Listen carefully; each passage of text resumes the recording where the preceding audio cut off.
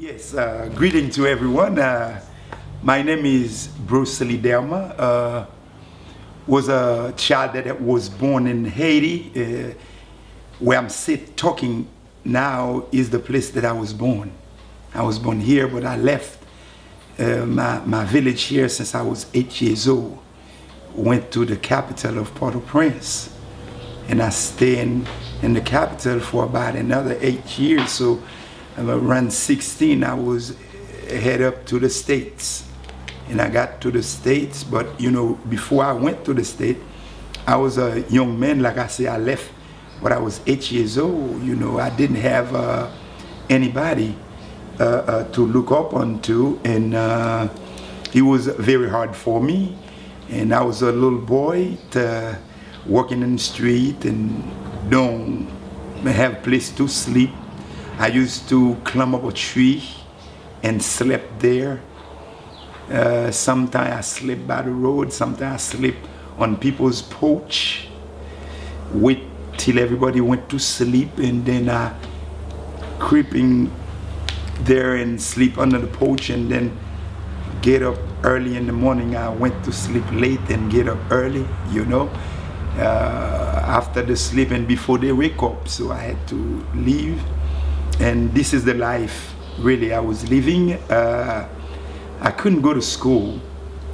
I couldn't go to school because I didn't have no one to care for that. I used to be hungry. In fact, I used to get whipping to get a piece of food so I can eat. It was so hard for me. There's a place I went there, and they give me about 5 or 6 straps in my back, and then they feed me a little bread and a little candy. So I get some water, then I'd be ready to go. I remember the time when I have one clothes to wear, and I will jump in a river where there is water, wash my clothes, and creeping up, put it on the sun, and jump back in the water. So I stayed there until it dried up. Then I creep back out, and put it on me so I can start working in the street. So that's how I was living, And all that time I didn't realize what the Lord was doing, but somehow I figure something at the last. And then I used to be a slave at people's houses, and I was mistreated, beaten, starving, stuff like that. I used to be beaten bad. I used to be pushing. I mean, people was really rough with me when I was a little boy. There's between my 8 years old and my 16 years of age. So between this time, I was really have a hard time, a very hard time. And there's time that I thought that nobody loved me in this world, because I couldn't tell anybody that I need some love, because I was too poor. I was to be alone, so I didn't have nobody to talk to. And by the grace of God, I have a brother that find me after I had 16 years old. Then he got me and take me in a ship, take me to Miami. During the time, it was Jimmy Carter in power at that time. So he was just getting power, Jimmy Carter. When I got there, they helped me. They helped me a lot, and I become a man. But I'm gonna tell you this: I got with the wrong crew too.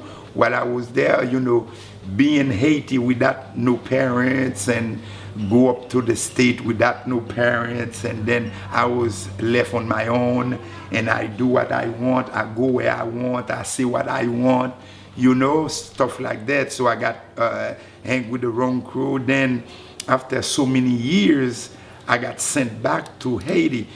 But while I was in jail, when I was arrested and went to jail, then when I was there, there was a man by the name of Galen Yodo that approached me one Wednesday. But I will tell you, while I was in the jail, I was thinking of taking myself away. I was thinking to kill myself. Because at that time I say, well, it's too much. It's too much. I was about 31 years old at that time. Say it's too much for me. I can't take it anymore, and nothing go well for me. So being this world is nothing. I can just go ahead and take myself out. And you know, it's just like a voice that I have heard that say that, well, you tried everything. Why don't you try God? No problem. I will try God, but where is God? Why don't He send somebody to me? So then I'll be able to try Him. How can I try Him? Sit here and try Him? And it was a Sunday afternoon. It was about 4 o'clock during the time when I was thinking that way, you know. And somebody by the name of Galen Yodo came on Wednesday at 10 o'clock. It was July 9th, 1989. Then I was there. He came. I remember good the time. Then, you know, in the prison, they have a list of inmates that is in there in the front desk. So when you come through, you will point out whom you will want to see. You know, you can pick out a name. But this man of Galen was picking at my name.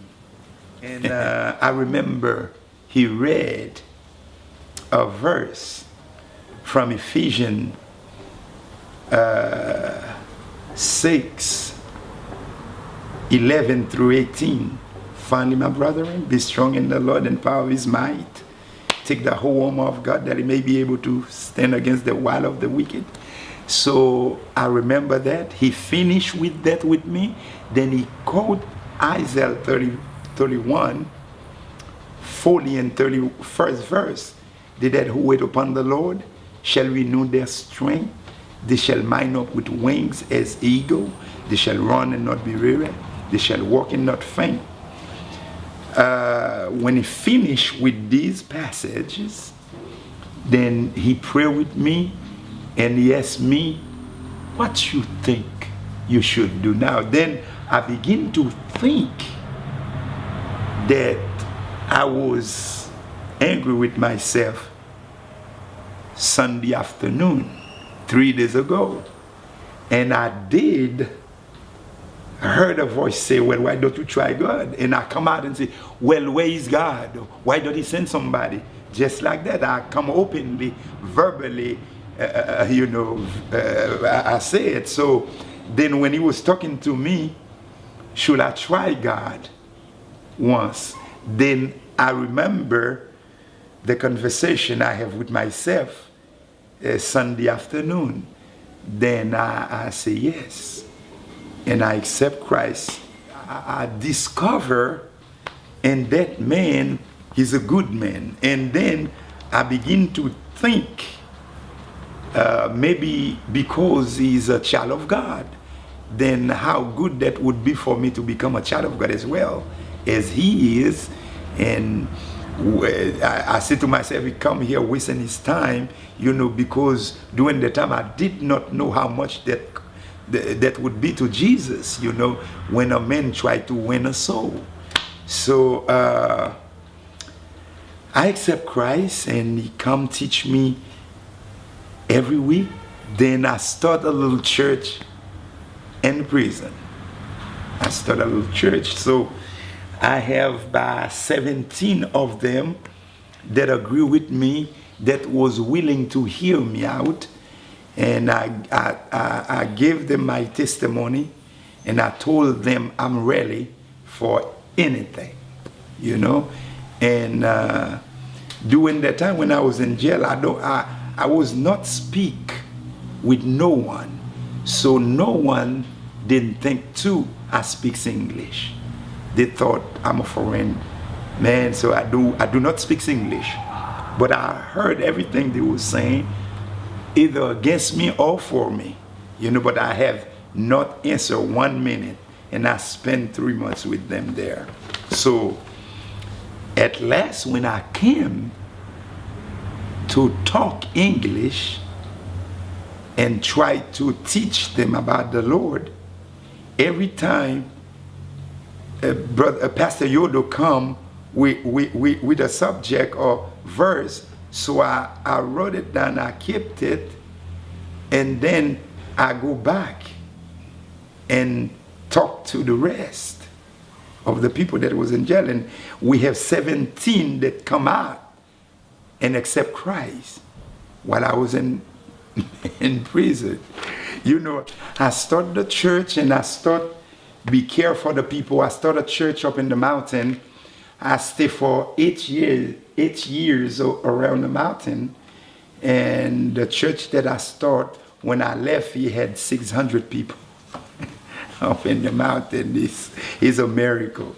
Then I begin to realize all that I have going through, the Lord was teaching me to care for other people.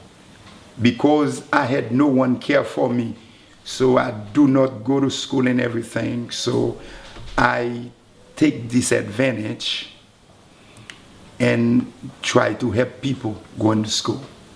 I say to myself, if I ever be in a place, everybody there will be able to know how to read and write. And I tell you the truth, I came to this village 2005. I will guarantee you, it will be a little bit of people that don't speak English, but everyone know how to read and write. I will tell them that the Lord is great. For the thing that I have seen the Lord did for me, someone that really don't have nobody, and I was nobody. I tell you the truth, I didn't imagine ever I will be able to sit with other preacher.